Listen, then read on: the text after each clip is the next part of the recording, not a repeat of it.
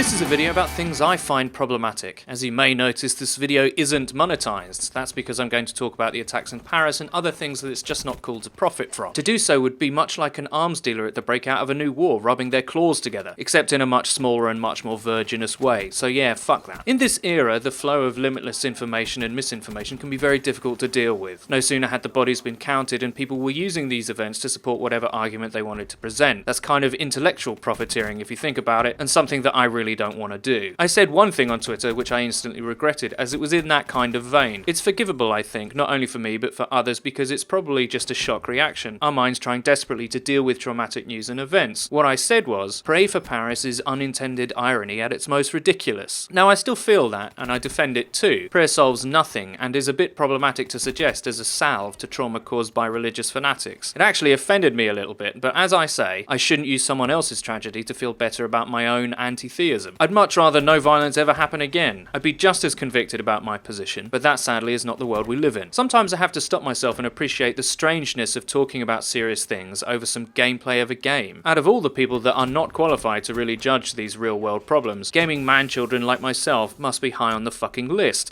but here I am talking about it. I suppose what I find funniest, in the most tragic way, is the idea that by doing terrible things, one can achieve paradise. I happen to think violently killing people probably harms your chances, which were slim to begin with, as the paradise promised almost certainly doesn't fucking exist. It's like going up to a nightclub with loads of free drugs and beautiful women with a sign out front that says absolutely no trainers, and you rock up with clothing entirely made out of shoes nicked from JD Sports. Sometimes when things like this happen, I can do nothing to stop myself despairing. Not at the violence in particular, but with our own species. We are, after all, just sophisticated animals, easily driven by tribalism and motivated by the fear of the other. There is great cruelty in us and we're very quick to use it. Thankfully though, there is also great kindness and empathy, something we are often quick to forget. I don't have the answers to these problems, neither do most of us, and they certainly can't be solved in 140 characters. We are in the information age, and the real war is a war of ideas. Do we believe in liberty or slavery? I know which side of the fence I lie. Later, folks.